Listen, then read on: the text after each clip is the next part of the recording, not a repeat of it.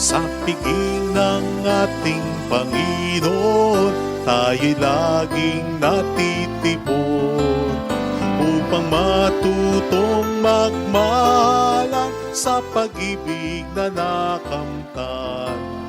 Buhay ay inialay niya sa dakilang Diyos Ama upang atin ang makamtan. Buhay na walang hanggan sa piging ng ating Panginoon, tayo'y laging natitipon upang matutong magmahalan sa pag-ibig na nakamtan. Sa ngalan ng Ama at ng Anak at ng Espiritu Santo. Amen. Sumainyo ang Panginoon. At sumaiyo rin. Pasalamatan natin ang Panginoon sa pamamagitan ng misang ito at upang tayo maging marapat halin at magsisimuna para sa ating mga kasalanan. Tayo pong lahat, inaamin ko sa makapangyarihang Diyos At sa inyo mga kapatid, na lubha akong nagkasala sa isip, sa salita at sa gawa, at sa aking pagkukulang. Kaya sinasamo ko sa mahal na Birheng Maria, sa lahat ng mga anghel at mga banal, at sa inyo mga kapatid, na ako'y panalangin sa Panginoong ating Diyos. Kaawaan tayo na mapagmahal na Diyos, patawarin sa ating mga sala, at patnubayan hanggang sa buhay na walang hanggan. Amen. Panginoon, kaawaan mo kami. Panginoon, kaawaan mo kami. Kristo, kaawaan mo kami. Kristo, kaawaan mo kami. Panginoon, kaawaan mo kami. Panginoon, kaawaan mo kami. Iyuko natin ang ating ulo. Maaaring ibulong sa Panginoon ang ating intensyon. Pakisama po sa dasal ang mga OFW, lalo na yung mga nagkakaproblema ngayon sa Middle East at sa Amerika. Dasal natin ang paglakas ng mga may sakit, gayon din ang mga nag-aalaga sa kanila.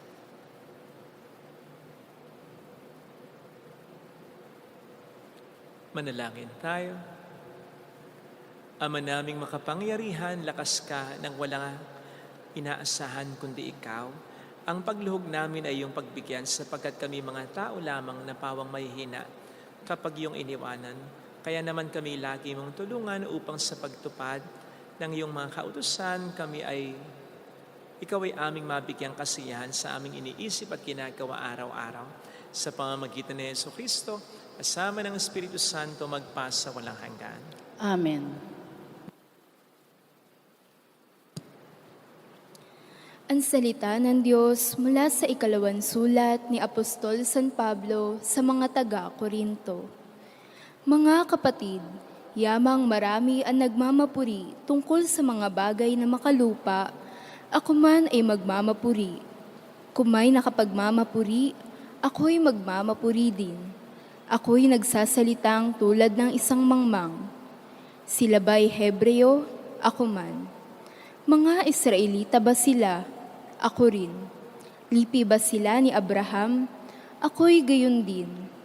Sila ba'y mga lingkod ni Kristo? Nagsasalita akong waring isang baliw, ngunit ako'y mas mabuting lingkod ni Kristo kaysa kanila. Higit ang aking pagpapagal, makailang ulit akong nabilanggo, hinagupit ng napakaraming beses at madalas na nabingit sa kamatayan. Makalima akong tumanggap ng 39 na palo mula sa mga Hudyo. 3 ulit akong naranasang hagupitin ng mga Romano at minsang binato. Makaitlo kong naranasang mawasak ang barkong sinasakyan at minsay maghapot magdamag akong lulutang-lutang sa dagat. Sa malimit kong paglalakbay, nasuong ako sa iba't ibang panganib, sa mga ilog, sa mga tulisan, sa mga kapwa ko Hudyo at sa mga Hintil. Mga panganib sa lungsod, sa ilang, sa dagat, sa mga mapagkungwaring kapatid. Naranasan ko rin ang labis na hirap at pagod, malimit na pagpupuyat, matinding gutom at uhaw. Natikman ko ang maginaw ngunit wala man lamang balabal. Bukod sa lahat ng yan, inaalala ko pa araw-araw ang mga simbahan. Kung may nanghihina, karamay nila ako. At kung may nahuhulog sa pagkakasala, labis na naghihirap ang kalooban ko. Kung kailangang ako'y magmapuri, ang ipagmamapuri ko ay ang aking mga kahinaan. Ang salita ng Diyos. Salamat sa Diyos. Matuwid ay tinutulungan sa lahat ng kagipitan. Matuwid ay tinutulungan sa lahat ng kagipitan. Panginooy laging pupurihin, sa pasasalamat di ako titigil. Aking pupurihin kanyang mga gawa, kayong naaapi, makinig, matuwa.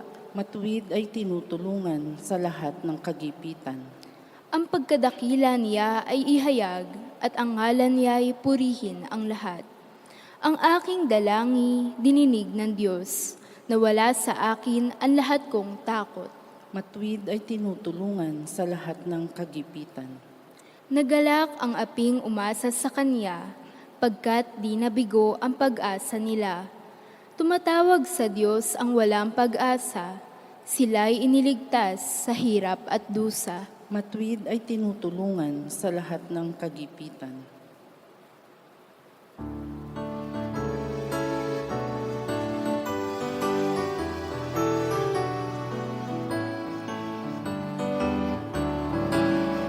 Hallelujah, hallelujah, hallelujah.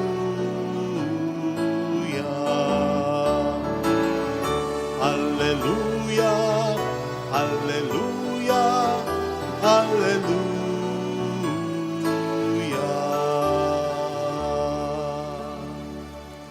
Sumainyo ang Panginoon. At sumaiyo rin, Ang mabuting balita po ng Panginoon ayon kay San Mateo. papuri sa iyo, Panginoon. Noong panahong yon, sinabi ni Jesus sa kaniyang mga alagad, "Huwag kayong mag-impok ng kayamanan dito sa lupa. Dito'y may naninirang tanga at kalawang, at may nakapapasok na magnanakaw. Sa halip, impukin ninyo ay ang kayamanan sa langit. Do'y walang naninirang tanga at kalawang, at walang nakapapasok na magnanakaw. Sapagkat kung saan naroon ang inyong kayamanan, naroon din naman ang inyong puso. Ang mata ang pinakailaw ng katawan. Kahit kung malinaw ang inyong mata, maliliwanagan ang buo mong katawan. Ngunit kung malabo ang inyong mata, madirimlan ang buo mong katawan. Kaya't kung ang liwanag na nasa iyo ay kadiliman pala, napakadilim niyan." Mga kapatid, ang mabuting balita ng Panginoon. Pinupuri ka namin, Panginoong Hesukristo. Welcome sa Our Lady of Lasal at Quasay Parish, kung saan ayos lang umiyak at samahan tayo ng mahal na ina sa pag-iyak at sa pagdarasal upang maging maayos ang lahat. Narinig po natin sa ating mabuting balita ang utos ng ating Panginoon sa atin na huwag daw tayo mag-iimpok ng kayamanan dito sa lupa. Sa halip, mag-impok tayo ng kayamanan sa kalangitan. Alam nating lahat, ang isa sa pinakalayunin ng pag-iimpok, yun ay upang meron tayong mabunot pagdating ng panahon. Sapagkat ang sabi nga ng kasabihan, ang taong may iniimpok, siyang may mabubunot. Kapag walang inimpok, walang mabubunot. Sa pagsasabi ng Panginoon sa atin na huwag tayong mag-iimpok dito sa lupa, I don't think na sinasabi niya sa ating huwag na tayong mag-ipon at least, lalo na ng ating emergency fund. Papaano kung mga ilangan tayo pagdating ng panahon? Mga abala pa ba tayo ng iba? Aasa pa ba tayo sa iba? Baka naman maging applicable naman sa atin yung isa pang kasabihan, ubos-ubos biyaya, bukas nakatunganga. Wag naman. Ang sinasabi lang sa atin ng Panginoon dito ay gwardyahan natin ang ating puso. Sapagkat ang sabi niya dito, kung saan naroon ang inyong kayamanan, ang itinuturing nating yaman, ang itinuturing nating mahalaga sa ating buhay, nandun din ang ating puso. Sa madaling salita, gwardyahan natin ang ating puso na huwag nitong mahalin, masyadong pahalagaan ang kayamanan. So much so na masyado na nating i-prioridad yan. Maging topmost priority natin yan. Iyan ang ating iwasan. Sapagkat alam po natin, ang kayamanan ay nakapanlilin lang Mayroon itong kakayanan na akitin ng sinuman. Mayroon itong kakayanan na paibigin ang sinuman. Mayroon itong kakayanan na diktahan ang sinuman, na siya'y pahalagahan higit pa sa sinumang tao. Minsan higit pa sa Diyos. At yun ang sinasabi ng Panginoon sa atin na huwag nating hayaang mangyari. Na dahil sa kayamanan ay gumawa na tayo ng masama. Na dahil sa kayamanan ay maging sakim na tayo. Na dahil sa kayamanan ay maging mayabang na tayo. Na dahil sa kayamanan ay maging mainggitin na tayo. Na dahil sa kayamanan ay maging mukhang pera na tayo.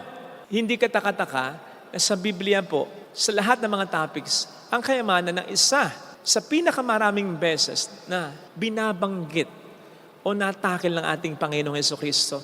Pero yung mga instances na ito ay hindi meant to condemn wealth, but to teach us the proper ways how to handle wealth. Dahil sabi nga natin, kapag hindi natin ginamit ang pera ng wasto, tayo ang siyang gagamitin nito. At sa Ebanghelyo, tinuturuan tayo ng Panginoon kung paano ito gagamitin ng wasto. Ang sabi niyo dito, store up for yourselves treasure in heaven. Mag-impok kayo ng kayamanan sa kalangitan. Sa papaanong paraan? Well, alam naman po natin, yung palasak na sa kasabihan, wala tayong madadala sa hukay.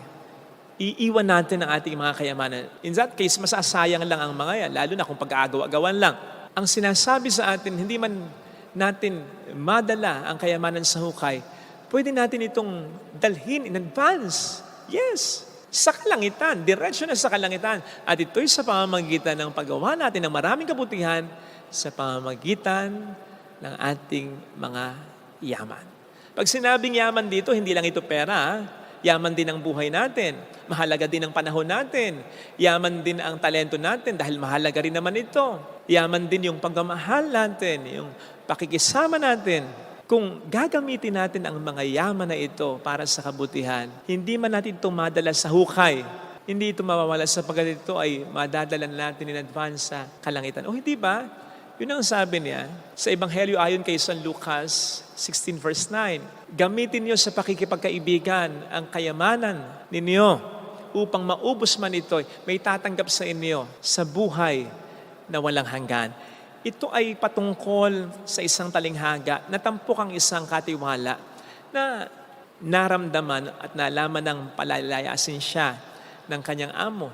Kaya ang ginawa niya ay ginamit niya ang kanyang kakayanan upang gumawa ng kabutihan sa iba. Nang sa gayon palayasin man siya ng kanyang amo at pinalayas nga siya, may tatanggap sa kanya. Ang sinasabi ng ating Panginoon dito ay tularan natin yung pagiging tuso ng katiwalang ito. Na gamitin natin na naman ang kakayanan natin na meron tayo ngayon. Nang sa gayon, kapag tayo ay umalis na sa mundong ito, may tatanggap sa atin, may sasalo sa atin sa kabilang buhay. At ito ay yung mga nagawan din naman natin ng kabutihan nung tayo ay nabubuhay. Lalo pat hindi lingid sa Panginoon ang ating mga ginagawang kabutihan. Ito, balang araw, ay kaniyang gagantihan.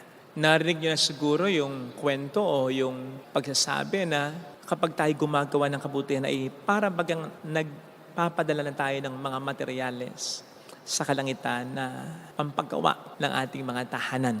Sinabi kong parang at in-emphasize ko yung parang dahil ito'y paglalarawan lang naman na hindi po pwedeng sakupin o i-describe ang buong katotohanan. Katulad ng katotohanan, ang buhay na wala hanggan at ang tahanan natin sa kalangitan ay hindi naman base sa ating mga ginagawang kabutihan. Sapagkat ang sabi nga sa Biblia ay minahal na tayo ng Diyos kahit matayo'y mga makasalanan.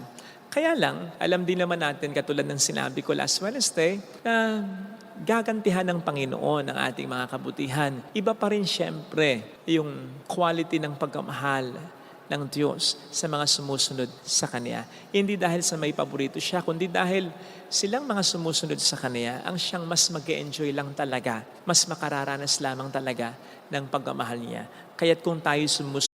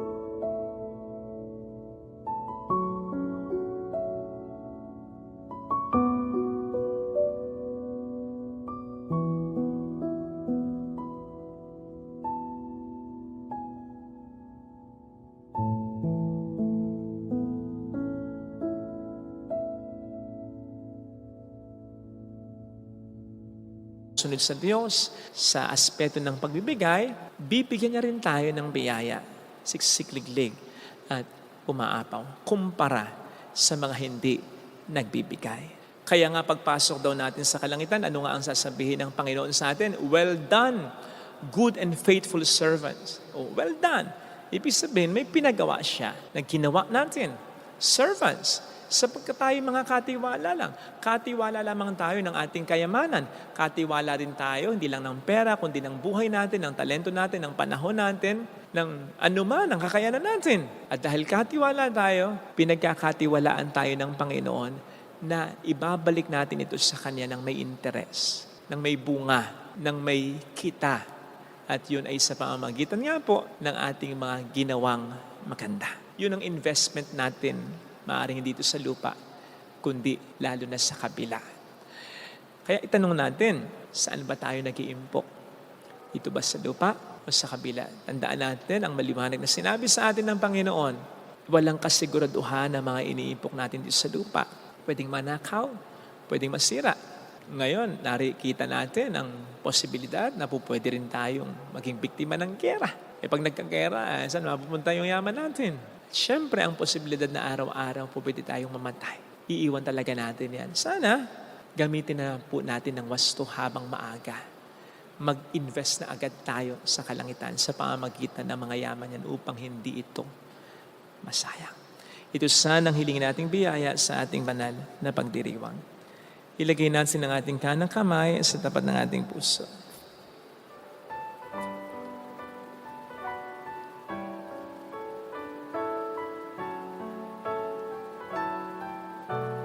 Awitin natin.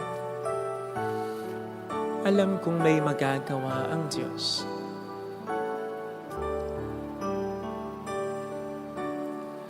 Alam kong may magagawa ang Diyos.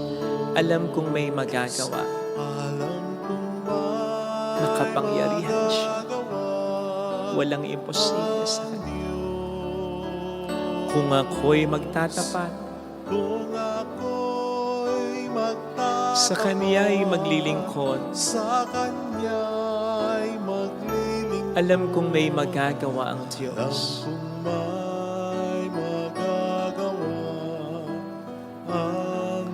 Alam kong diringgin ng Diyos ang samo ko, sapagkat mahal niya ako. Alam kong di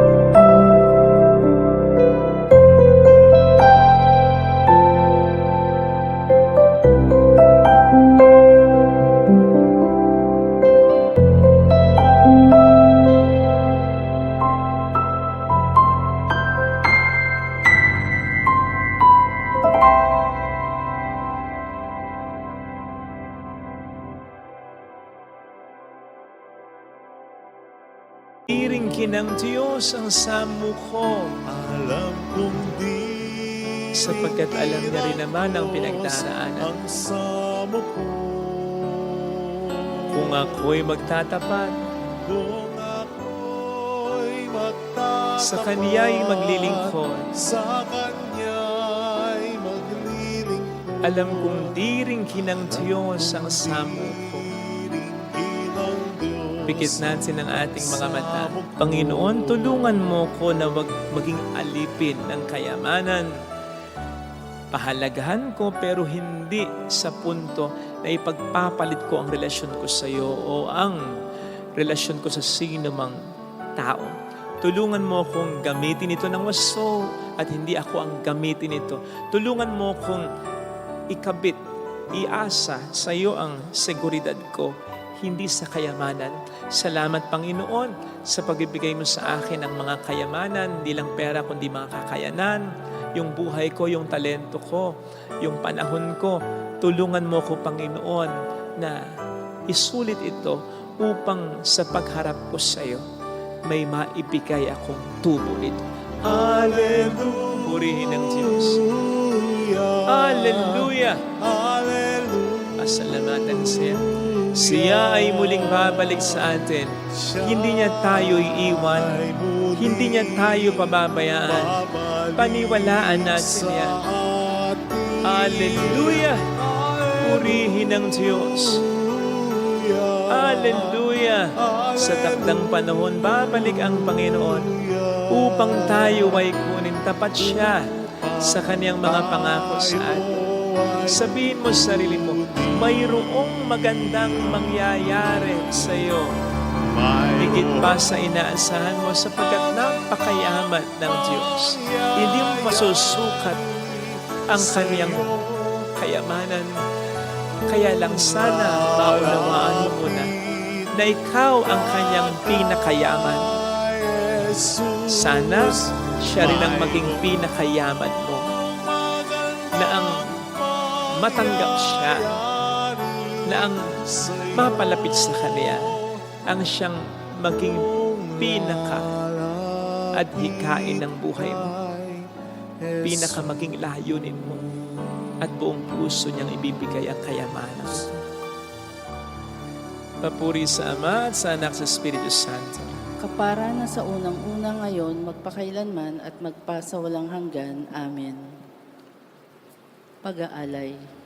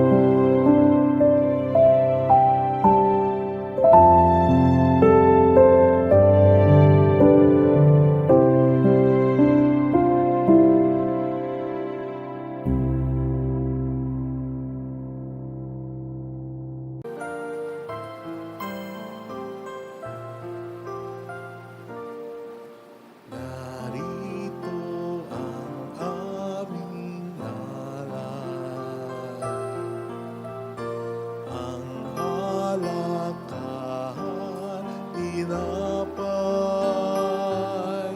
sagisag at bunga ng aming pagpapagal, handog ng bayan mong mahal.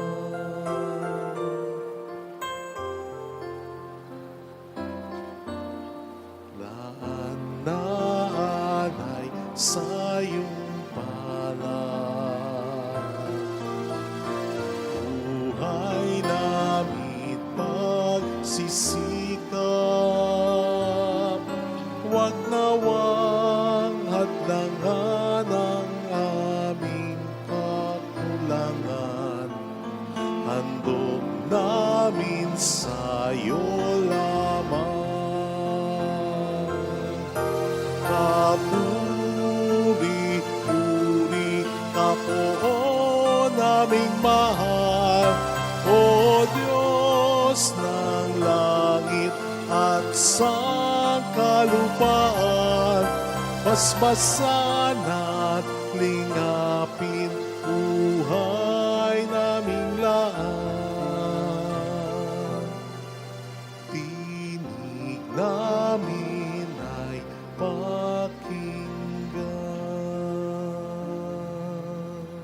Manalangin tayo, pang ating handog ay maging kalugod-lugod sa Diyos Amang makapangyarihan.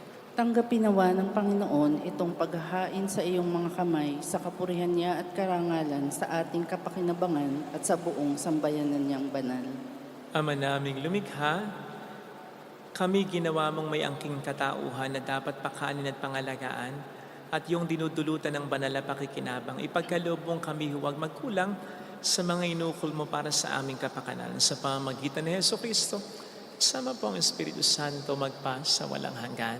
Amen. Sumainyo ang Panginoon. At sumaiyo rin, Itaas sa Diyos ang inyong puso at diwa. itinaas na namin sa Panginoon. Pasalamatan ng ating Panginoong Diyos. Marapat na siya ay pasalamatan. Ama naming makapangyarihan, tunay ngang marapat na ikaw ay pasalamatan sa pamamagitan ni Jesucristo na aming Panginoon.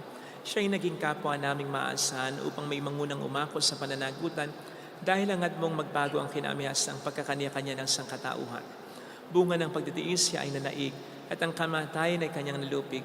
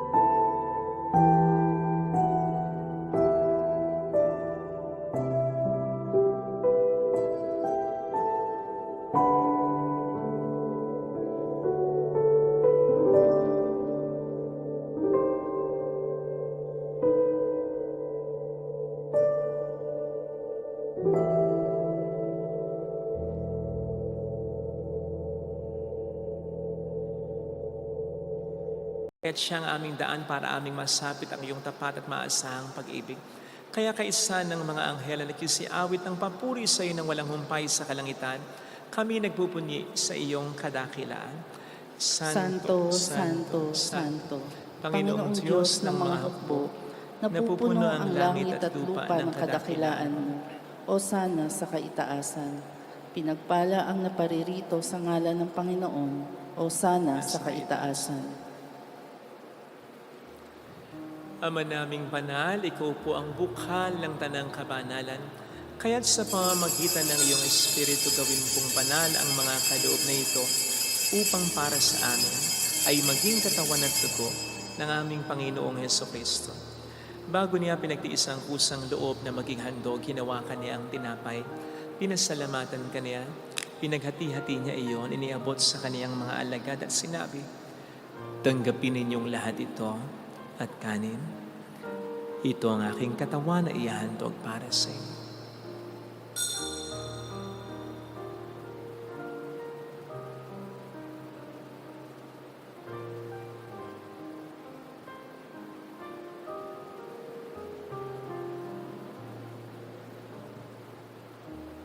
Gayun din naman ang matapos ang hapunan, nawakan niya ang kalis. Huli kaniyang pinasalamatan. Iniabot niya ang kalis sa kaniyang mga alagad at sinabi, "Tanggapin ninyong lahat ito at inumin. Ito ang kalis ng aking dugo ng bago't walang hanggang tipan. Ang aking dugo na ibubuhos para sa inyo at para sa lahat. Sa ikapagkapatawad ng mga kasalanan, gawin niyo ito sa pag-alala sa akin."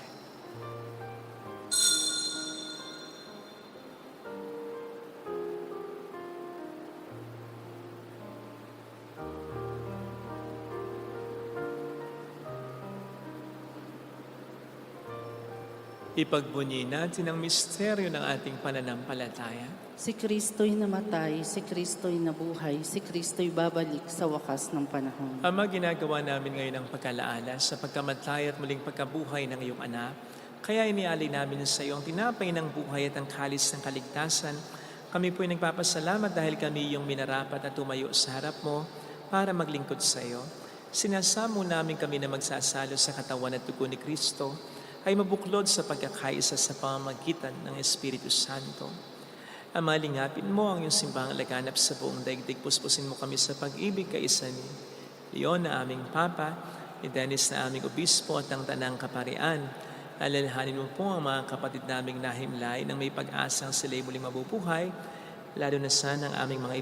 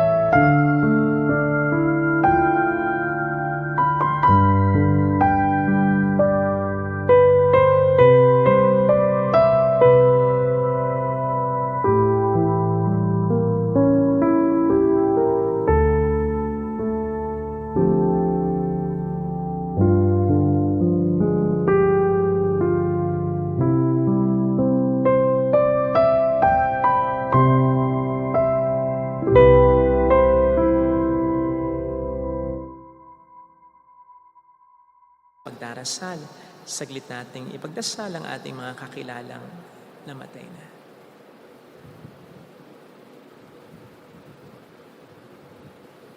Kaawaan mo sila at patuloyin sa iyong kaliwanagan. Kaawaan mo at paging tapatin kaming lahat na makasalo sa iyong buhay na walang wakas. Kaisa ang mahal na birhen ng Lasalet ang ina ng Diyos. Isanusay ang kabiyak ng kanyang puso lahat ng mga banal na namuhay dito sa daigdig ng kalugod-lugod sa iyo. May pagdiwang nawa namin ang pag-upuri sa ikararangal mo sa pamamagitan ng iyong anak na aming Panginoong Jesucristo. Sa pamamagitan ni Kristo kasama niya at sa Kanya, ang lahat ng parangal, papuri ay sa iyo, Diyos amang makapangyarihan, kasama ang Espiritu Santo magpa sa walang hanggan. Amen. Halinang tumawag tayo sa ating Ama.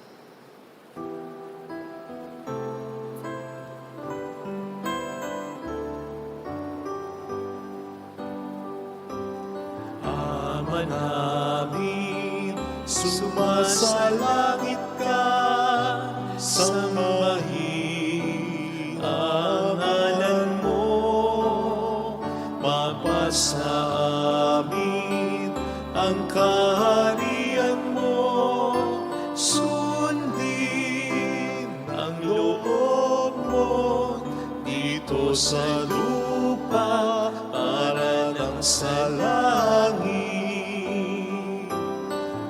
Bigyan mo kami ngayon ng aming kakanin sa araw-araw. At patawarin mo kami sa aming mga sala para ng pagpapatawad namin sa nagkakasala sa amin. At huwag mo kami ipahintulot sa tukso at ihadya mo kami sa lahat ng masama. Niling namin kami adya sa lahat ng masama, pagkalooban ng kapayapaan araw-araw, iligtas sa kasalanan sa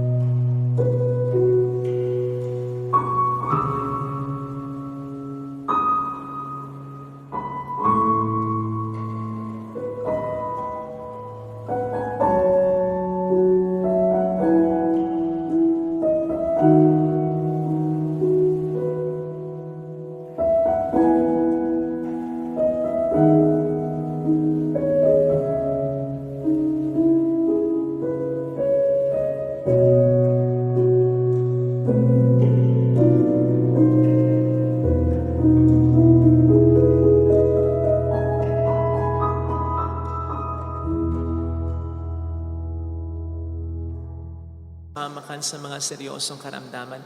Samantalang aming pinaghahandaan ang dakilang araw ng pagpapahayag ng tagapagligtas naming si Heso Kristo. Sapagkat iyo ang kaharian, ang kapangyarihan at ang kapurihan, magpakailanman. Amen. Panginoong Heso Kristo, sinabi mo noon, sinasabi mo rin sa amin ngayon, kapayapaan ang iniiwan ko sa inyo, aking kapayapaan ang binibigay ko. Tunghayan mong aming pananampalataya, wag ang aming pagkakasala. Pagkalooban mo kami ng kapayapaan at pagkakaisa ayon sa iyong kalooban, kasama ang Espiritu Santo magpasa walang hanggan. Amen. Ang kapayapaan ng Panginoon ay sumainyo nawang lahat. At sumaiyo rin. Magbigayan tayo ng kapayapaan sa isa't isa. Kapayapaan po, Peace be with you. Kordero ng Diyos Na nag-aalis ng mga kasalanan ng sanlibutan, maawa ka sa amin. Kordero ng Diyos na nag-aalis ng mga kasalanan ng sanlibutan, maawa ka sa amin.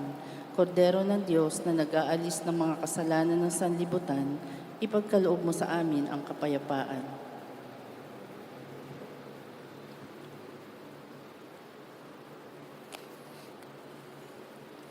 Narito sa harap natin ng Panginoon ang ating buhay at kaligtasan. Mapalad tayong inaaneyahan. Panginoon, hindi ako karapat-dapat na magpatuloy sa iyo, ngunit sa isang salita mo lamang ay gagaling na ako.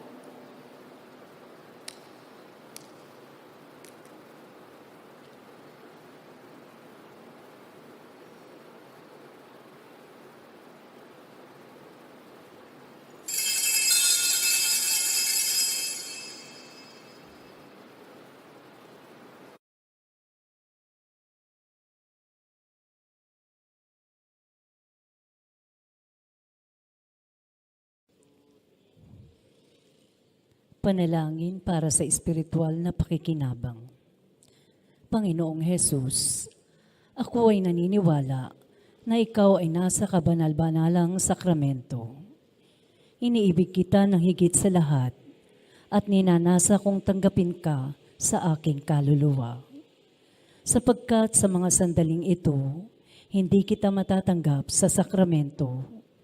Tumuloy ka sa espiritu sa aking puso. Niyayakap kita na parabang naririto ka na. Inaalay ko ng buong buo ang aking sarili sa iyo. Huwag mong hayaang mawalay ako sa iyo. Amen. Ang tanging kong yaman ay mabuhay sa pag-ibig.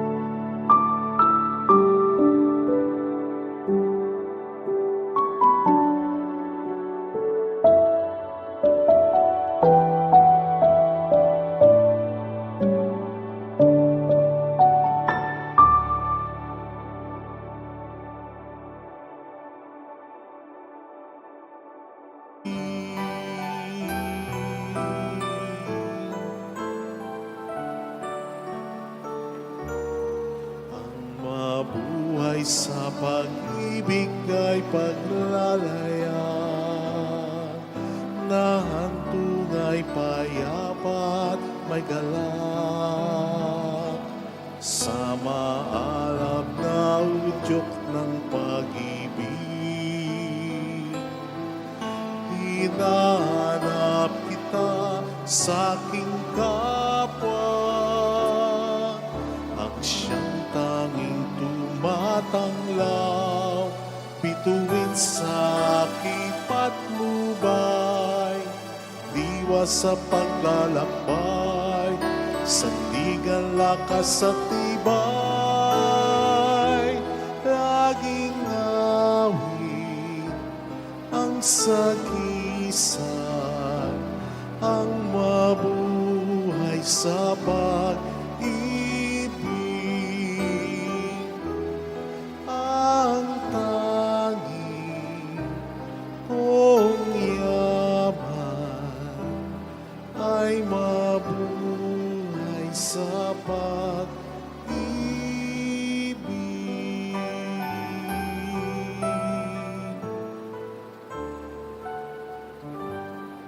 Manalangin tayo. Ama naming mapagmahal, ang pinagsaluhan naming banal na pakikinabang na nagpapahiwatig ng iyong pakikiisa sa tanang naritong nakikipagdiwang ay magdulot nawa ng pagkakaisa sa iyong sambayanan sa pamamagitan ni Jesucristo. Kasama ng Espiritu Santo magpa sa walang hanggan. Amen. Holy God, Holy Mighty One, Holy Immortal One. Have mercy on us and on the whole world. Holy God, Holy Mighty One, Holy Immortal One. Have mercy on us and on the whole world. Holy God, Holy Mighty One, Holy Immortal One. Have mercy on us and on the whole world. Jesus, King of Mercy, We trust in you. alalahanin. Alalahanin, O mahal na Birhen ng Lasalet, ina ng pag-asa, ikaw nagpaalala sa aming magbalik loob sa Ama. Ito nagpapatunay na ang kagandahang loob mo'y nanatiling busilak. Sa pag-aaruga mo sa amin, tungkulin mo'y tinupad. Sa paanan ni Kristo'y itinuring mo kami mga tunay mong anak, kaya dinais mong ni Isay huwag mapahamak. Maging sa iyong walang tigil na pananalangin, pati luhay pumatak. Huwag namang mawala ng saysay ang iyong paghihirap. Hiling nawa namin sa iyo, o aming inang liyag, na matapos ang pakikibaka namin sa mundong ito, at sa pananatili naming tapat kay Kristo,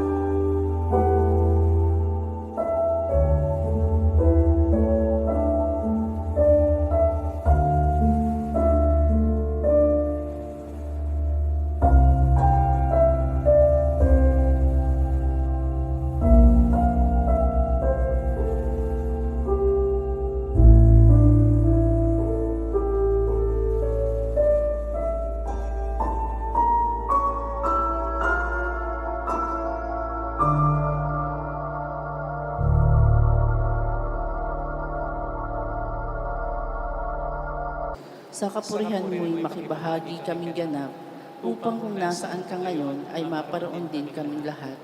At ang kaganapan ng kaluwalhatian ng Diyos Amay tuluyang matupad siya nawa. Mahalabiran ng lasal at tagapagkasundo ng mga makasalanan. Ipanalangin mong walang patid kaming mga dumudulog sa iyo. Maraming salamat po sa inyong pakikiisa at sa mga tulong na binibigay po ninyo.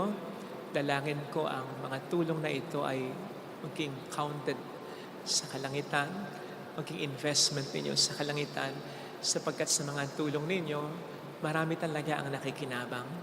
Marami ang hindi lamang nanonourish, kahit nga ang katawan, kundi lalong-lalo na ang kaluluwa. Partikular na po sa mga chapels na pinapagawa po ng Panginoon sa pamamagitan ng kagandahang loob ninyo. Salamat po ng marami at uli dalangin ko ang Panginoon ang siyang gumanti sa kabutihan niya. Di man sa buhay na ito, kundi mas lalo na sana sa kabila. Salamat po. Sumainyo ang Panginoon. At sumaiyo rin. Pagpalain kayo kasamang ating pamilya na mapagmahal na Diyos, ng Ama at ng Anak, ng Espiritu Santo. Amen. Umayo tayo sa pag-ibig ni Kristo. Salamat sa Diyos. Salamat din po.